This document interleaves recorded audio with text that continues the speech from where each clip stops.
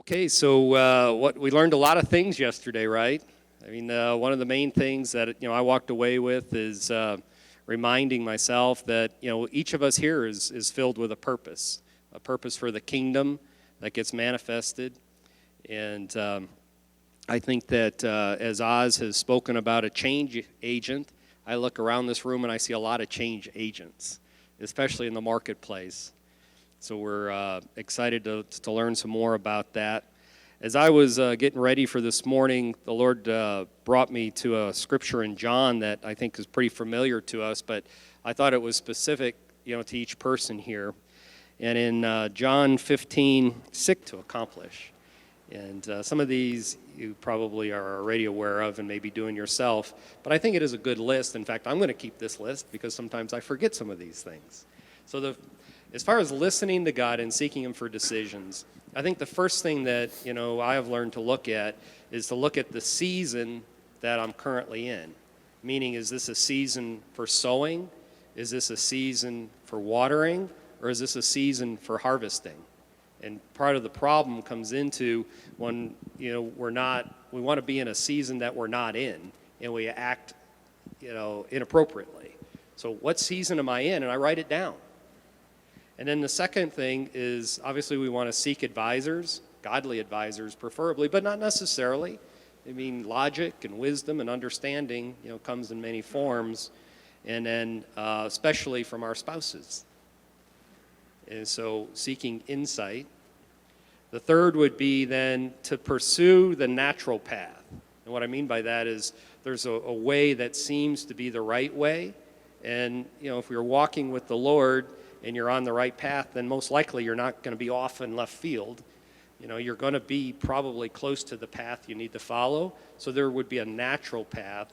However, be alert then for any difficulties or obstacles that would raise up, that would say that it might be time for a left-hand turn.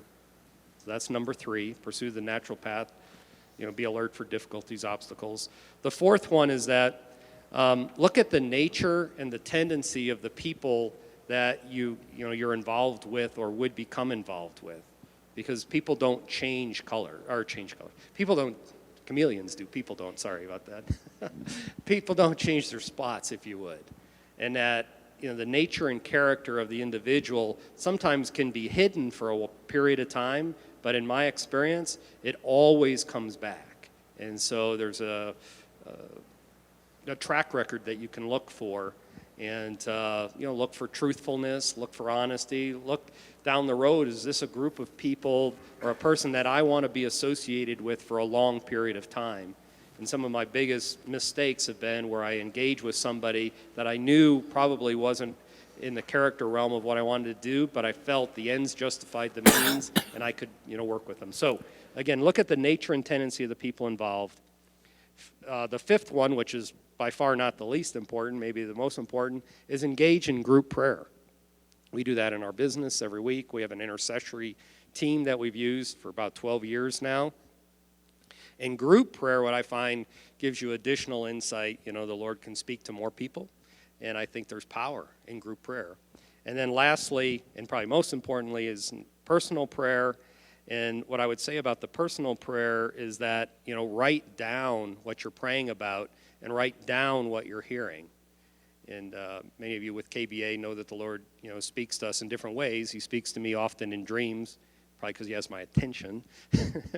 But what I find is if I write it down, even if it wasn't quite what I was expecting or whatever, it seems to grow and add value and open the door to more. So those are the 6 things that I've found that, hearing from God, hopefully help us make decisions.